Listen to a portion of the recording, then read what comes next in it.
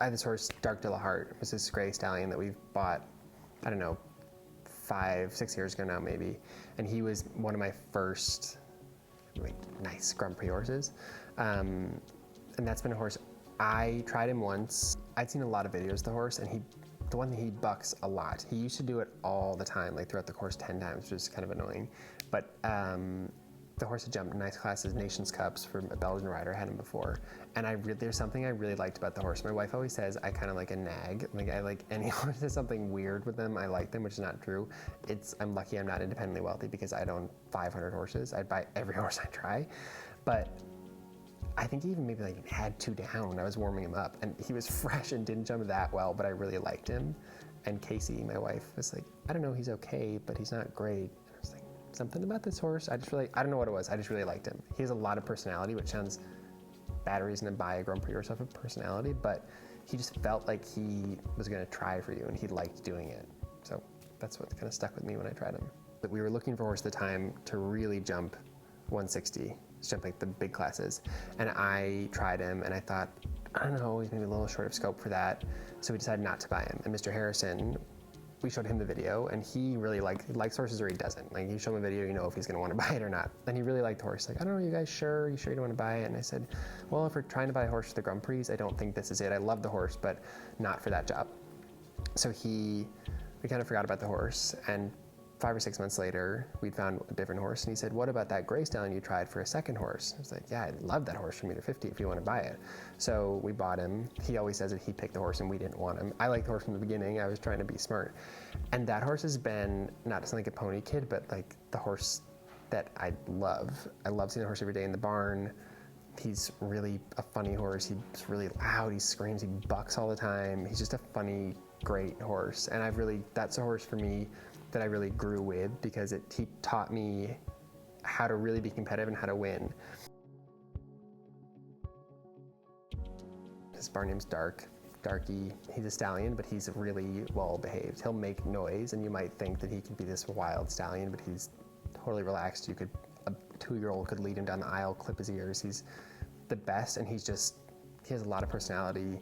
You see him and he looks at you. It feels like he's a person. He's not like a horse just stands there and you have to kind of work for his attention. He is ready for someone to be petting him all the time and giving him a treat. And I can't say enough good things about the horse. I love him. I think the first Derby that he won in Spruce Meadows was really a surprise, because I'd never done a Derby myself. I'd done one, and it was terrible 2 years before that, really bad. You get, I think, $500 for completing, and I didn't even complete because it was going so badly. It just came out of the ring on a different horse. So this horse, Dark, is always very brave. He's fast, and I thought if any horse is a good Derby horse, it's him. And I got him really fit. We aimed him towards it, and he went in the first Derby, and he was really good. We jumped off, and he won. I think it was quite a shock to everyone. And I thought, like, wow, this horse can really do it, because he's fast, but he's not the fastest horse in the world. So as a speed horse, he's a good speed horse, but not a great one. And I won a class here or there on him. I won a $1.50. I won my first Grand Prix on him ever, and first and only. But we were trying to find like exactly his niche, and I could kind of feel that my wife, Casey, who's the more logical one of the two of us, was about to say, maybe we should think about selling Dark to an amateur. He'd probably be great at that. I could feel that talk coming on, which she always says when she says something or can feel it. That's when I win a class on the horse, and we end up keeping them. And he won that Derby, and I thought, like, this is this horse's thing, because those Derbies are great prize money.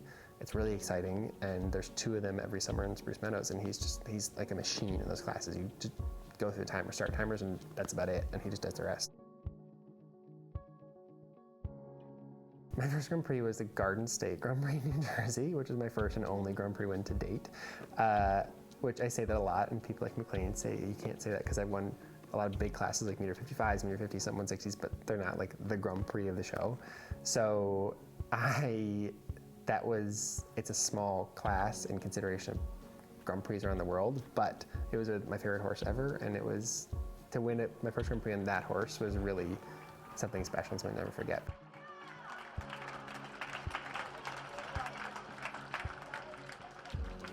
I won the Derby on in Spruce Meadows 2 years ago, the first Derby. I was second in the second Derby. He jumped one of like 16 clear rounds ever in the second Derby. He was amazing. I went back to Spruce Meadows the next year. He was second in the first Derby. He's like a Derby specialist, and he had the horse to ride that horse in that class. Anyone in the world could ride him. You just grab him and let him go. He's amazing. In the second Derby, I was jumping clear, and the horse has never had injuries, super sound. I was jumping the Devil's Dyke, and over B, the Devil's Dyke, he slipped me, landed, jumped C, jumped it clear, but landed on 3 legs. And I had to get off in the ring. I hoped he sprung a shoe, but he had to go in the ambulance. It was the most traumatic experience of my life. I was on live TV bawling hysterically. So the horse pretty much had tendon failures. They said that in the day. He hyperextended his leg, and from the back of his knee all the way to his fetlock, he pretty much stretched the tendon. So they said the horse was never going to come back. We all thought that. So it's been about coming up in 2 years. He was in the field for a long time. He's slowly coming back now. I just started jumping a month ago, and the horse is maybe going to come back and maybe not, I don't know. But it's a horse that I really feel has come back from my just willing him every day to come back, and the horse also.